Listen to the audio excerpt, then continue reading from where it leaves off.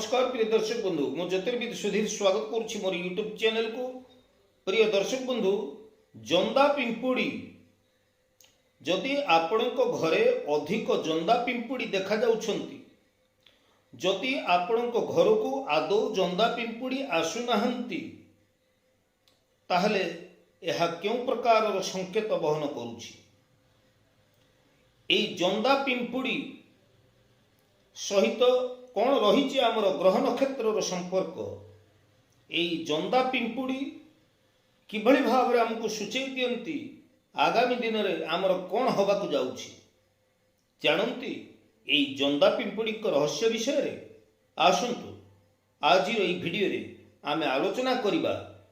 घरे जंदा पिंपुड़ी होउछंती कि जानतु एहार रहस्य। प्रिय दर्शक बंधु कला रंगर जंदा किंबा पिंपुड़ी आंकु साक्षात भगवान विष्णु को स्वरूप बोलिकी आमे मन करिथाउ। आउ शनिकर प्रभाव रक्षा पाइबा पाई आमे कला रंगर जंदा पिंपुड़ी को खाद्य देइथाउ। तेणु शनि ग्रहंकर प्रभाव एई जंदा पिंपुड़ी को ऊपर थाए। पिंपुड़ी को चाउल एवं अटा खाइबा को देले आमको वैकुंठ प्राप्ति हुए बोली शास्त्र रे उल्लेख अछि। पिंपुड़ी को अटा देले चाउल चीनी खाइबा को देले आमर समस्त दुर्भाग्य दूर हुए एवं दारिद्र्यता मध्य दूर हुए। शनि राहु केतु रवि भली क्रूर ग्रह गुड़ी को शांत करिबा पाई आमे माँ लक्ष्मींकर आशीर्वाद पाइबा पाई जदि एई पिंपुड़ी जंदा मानू किछि खाद्य वितरण करू, किछि मिठा जिनिष जेमिति कि आपणकर चीनी सहित टिके अटा, चीनी सहित अरुआ चाउल, एई सबु जदि आमे जंदा पिंपुड़ी उद्देश्य रे दबा ताहले आम जीवन रे आसुथिबा जो विपद आपद जो संकट गुड़िक यह टली जाइए। तेबे प्रिय दर्शक बंधु जो मानक उपरे कौन सी प्रकार नकारात्मक शक्ति काम करुछि बा उपरी बाधा रहुछि, एपरी लोक माने नड़िया कोरा नड़ियार चीनी मिसेई आपण जदि पिंपुड़ी मानकर खाद्य उद्देश्य रे आपण रखी दियंती एवं सेथिरे जंदा पिंपुड़ी लागंती, ताहले एपरी क्षेत्र रे आपण को ऊपर कौनसी प्रकार नकारात्मक शक्ति बा तंत्र मंत्रादि भली जो सब रही नकारात्मक शक्ति यह दूर हो जाए एवं आपण को शरीर रे तेज एवं प्रताप वृद्धि पाई थाए। दर्शक बंधु बादाम सहित चीनी टिके जदि आमे जंदा पिंपुड़ी को उद्देश्य रे रखीदबा एवं जंदा पिंपुड़ी लागिबे, ताहले एपरी क्षेत्र रे आमर प्रमोशन जदि अटकी जाउछि, आमर वाणिज्य व्यवसाय जदि भलो चालू नहीं, ताहले निश्चित भाव आमर वाणिज्य व्यवसाय भलो चले एवं आमे जदि ऋण कर्ज रे बुड़ी गलेनी ताहले आमे करजरु मुक्त हवा पाई बाट सुगम हो जाए। राहु केतु शनि रवि दशा भली ग्रह गुड़िक दशा को जदि शांति करबा पाई चाहंती, ताहले अटा सहित चीनी टिके जंदा पिंपुड़ी को उद्देश्य रे जदि आमे तांकर खाद्य उद्देश्य रे रखीदबा एवं एई अटा एवं चीनी को खाइबा पाई जदि जंदा पिंपुड़ी लागंती, ताहले आमर राहु शनि ये सबु क्रूर दशा गुड़िक शांत हो जाइथांती। जो लोकर मुंडरे अधिक रूपी हुए, अत्यधिक शुष्क होई मथारे रूपी हुए, से लोक मानकर साधारणतः राहुंकर खराब दृष्टि कुप्रभाव रही था से लोक मानक उपरे। तेणु एपरी क्षेत्र में से लोक मानकर कार्य बारंबार बाधा विघ्न उपजी थाए। ଏବଂ ବିଭିନ୍ନ ସମସ୍ୟାର ସମ୍ମୁଖୀନ ହେବାକୁ ପଡ଼ିଥାଏ। ତେଣୁ ଏପରି କ୍ଷେତ୍ରରେ ଏପରି ଲୋକମାନେ ଯଦି ପିମ୍ପୁଡ଼ିକୁ କିଛି ମିଠା ପଦାର୍ଥ ଯେମିତି ଚିନି ଗୁଡ଼ ଟିକେ ଯଦି ଆପଣ ପିମ୍ପୁଡ଼ିମାନଙ୍କର ଉଦ୍ଦେଶ୍ୟରେ ରଖନ୍ତି, ତାହେଲେ ଏଥିରେ ଆପଣଙ୍କର ରାହୁ ଦଶା ଶାନ୍ତ ହୁଏ ଏବଂ ଆପଣଙ୍କର ବିଗୁଡ଼ୁଥିବା କାମ ଆଗକୁ ଆପଣଙ୍କୁ ସଫଳତା ମିଳେ। ଶନି, ରାହୁ, କେତୁ, ଶୁକ୍ର, ରବି ଏସବୁ ଗ୍ରହଗୁଡ଼ିକୁ ଶାନ୍ତ କରିବା ପାଇଁ ପ୍ରତି ଶୁକ୍ରବାରରେ ଯଦି ଆମେ କଳା ରଙ୍ଗର ଜନ୍ଦା ପିମ୍ପୁଡ଼ିଙ୍କ ଉଦ୍ଦେଶ୍ୟରେ କିଛି ଚିନି ଅଟା ବାହାରେ ରଖିଦେବା ଏବଂ ସେଥିରେ ଜନ୍ଦା ପିମ୍ପୁଡ଼ି ଲାଗିବେ, ତାହେଲେ ନିଶ୍ଚିତ ଏହା ଆମ ପାଇଁ ମଙ୍ଗଳକାରୀ ଅଟେ। ରବି ଗ୍ରହ ଯଦି ଆପଣଙ୍କର ଜନ୍ମାଙ୍କରେ ଖରାପ ଅଛନ୍ତି, ଯଦି ରବି ଦଶା ଦ୍ୱାରା ଆପଣ ପୀଡ଼ିତ ହେଉଛନ୍ତି, ତାହେଲେ ଗୁଡ଼ ଏବଂ ଅଟାକୁ ଆପଣ ପିମ୍ପୁଡ଼ି ମଳାରେ ବା ପିମ୍ପୁଡ଼ି ଧାର ଲାଗିଥିବା ଜାଗାରେ ଆପଣ ଯଦି ପିମ୍ପୁଡ଼ିମାନଙ୍କ ଉଦ୍ଦେଶ୍ୟରେ କିମ୍ବା ଥଣ୍ଡା ଛାଇ ଜାଗାରେ ଯଦି ଆପଣ ରଖିଦିଅନ୍ତି, ସେଥିରେ ଜନ୍ଦା ପିମ୍ପୁଡ଼ି ଲାଗନ୍ତି, ତାହେଲେ ଏପରି କ୍ଷେତ୍ରରେ ଆପଣଙ୍କର ରବି ଗ୍ରହ ଅନୁକୂଳ ଅବସ୍ଥାକୁ ଆସିଯାନ୍ତି।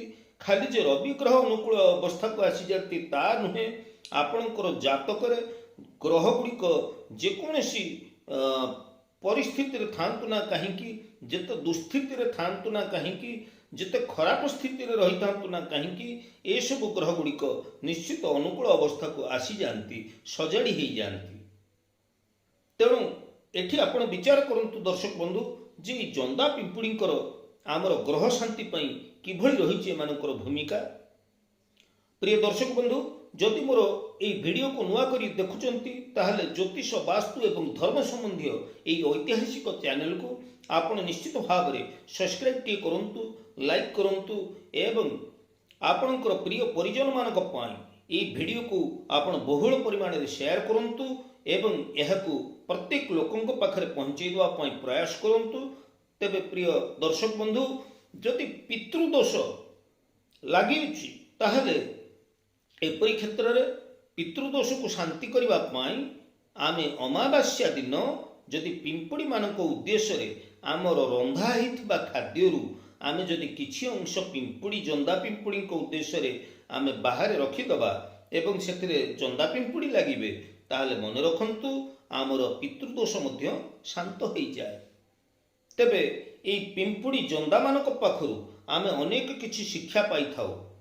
ଯେମିତି ଗୋଟିଏ ପିମ୍ପୁଡ଼ି ବା ଜନ୍ଦାଟିଏ କାନ୍ଥ ଉପରକୁ ଉଠି ଉଠିକି ଚଢ଼ି ଚଢ଼ିକି ଯାଏ ଏବଂ ଖସି ପଡ଼େ, ପୁନର୍ବାର ଚଢ଼ିକି ଯାଏ। ତେଣୁ ଏଠୁ ଆମେ ଗୋଟେ ପ୍ରେରଣା ପାଇଥାଉ ଯେ ଆମ ଜୀବନରେ ସଫଳତାର ଶୀର୍ଷରେ ପହଞ୍ଚିବାକୁ ହେଲେ ଆମକୁ ଧୈର୍ଯ୍ୟ ଦରକାର ଏବଂ ନିରନ୍ତର ପ୍ରୟାସ ଦରକାର ଏବଂ ଆମେ ଅନେକ ଥର ଉଠିବା ପଡ଼ିବା ଏବଂ ଶେଷରେ ଏମିତି ଦିନେ ସମୟ ଆସିବ ଯାହାକି ଆମେ ସଫଳତାର ଶୀର୍ଷରେ ପହଞ୍ଚି ପାରିବା। ଏହି ଶିକ୍ଷା ଆମେ ଜନ୍ଦା ପିମ୍ପୁଡ଼ିଙ୍କ ଠାରୁ ପାଇଥାଉ। ତେଣୁ ପ୍ରିୟ ଦର୍ଶକ ବନ୍ଧୁ, ଯଦି କୋର୍ଟ କଚେରୀରେ ଆପଣ ଛନ୍ଦି ହୋଇଯାଇଛନ୍ତି ଏବଂ ଆପଣ ଚାହୁଁଛନ୍ତି ମାଲି ମକଦ୍ଦମାରେ ବିଜୟ ପ୍ରାପ୍ତ ହେବା ପାଇଁ, ତାହେଲେ ଶନିବାର ଦିନ ଆପଣ 7 ଶନିବାର ଟିକେ ଚିନି, ଟିକେ ଅଟା, ପିମ୍ପୁଡ଼ି ମଳା ବା ପିମ୍ପୁଡ଼ିର ଯେଉଁ ରହିବାର ଯେଉଁ ଜାଗା, ସେଇ ସ୍ଥାନରେ ଆପଣ ଟିକେ ଅଟା ସହିତ ଚିନି ଟିକେ ରଖିଦିଅନ୍ତୁ କିମ୍ବା ଅଟା ସହିତ ଅରୁଆ ଚାଉଳ ସହିତ ଚିନି ଟିକେ ରଖିଦିଅନ୍ତୁ ଜନ୍ଦା ପିମ୍ପୁଡ଼ିମାନଙ୍କର ଉଦ୍ଦେଶ୍ୟରେ, ଜନ୍ଦା ପିମ୍ପୁଡ଼ିର ମଳାରେ। ଯଦି ମା ଲକ୍ଷ୍ମୀଙ୍କର ଅଶେଷ କୃପାର ପାତ୍ର ହେବା ପାଇଁ ଆପଣ ଚାହୁଁଛନ୍ତି ଏବଂ ଧନଲାଭ ହେବା ପାଇଁ ଆପଣ ଚାହୁଁଛନ୍ତି, ତାହେଲେ ଶୁକ୍ରବାର ଠାରୁ ନିୟମିତ ଭାବରେ ଆପଣ ଟିକେ ଅରୁଆ ଚାଉଳ ସହିତ ଚିନି କିମ୍ବା ଅଟା ସହିତ ଟିକେ ଚିନି ପିମ୍ପୁଡ଼ି ମଳାରେ ରଖିବା ଆରମ୍ଭ କରନ୍ତୁ।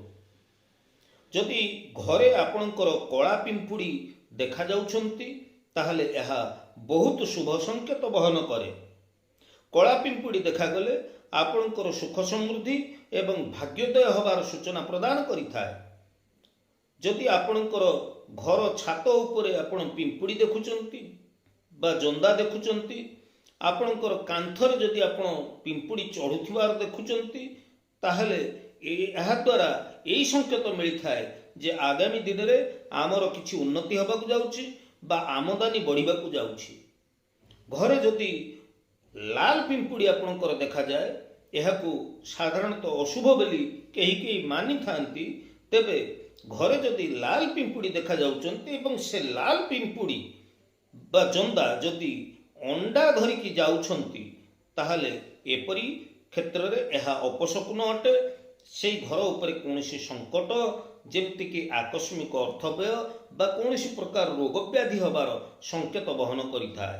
ତେଣୁ ଯଦି ଆପଣ ଦେଖୁଛନ୍ତି ଆପଣଙ୍କ ଘରେ ଲାଲ ପିମ୍ପୁଡ଼ି କିମ୍ବା କଳା ରଙ୍ଗର ପିମ୍ପୁଡ଼ି ଅଣ୍ଡା ଧରିକି ଯିବାର ଆପଣ ଲକ୍ଷ୍ୟ କରୁଛନ୍ତି, ତାହେଲେ ଏପରି କ୍ଷେତ୍ରରେ ଆପଣ ଅଟା ଟିକେ, ଚିନି ଟିକେ, ଏହି ଅଶୁଭତ୍ୱକୁ ଏଡ଼େଇବା ପାଇଁ ଆପଣ ସେମାନଙ୍କ ଉଦ୍ଦେଶ୍ୟରେ ଟିକେ ଅଟା ଚିନି ରଖନ୍ତୁ ଏବଂ ଏହାଦ୍ୱାରା ଆପଣଙ୍କର ଆସୁଥିବା ବିପଦ ବା ଆସୁଥିବା ଯେଉଁ ସଙ୍କଟ ଏହା ନିଶ୍ଚିତ ଭାବରେ ଟଳିଯିବ।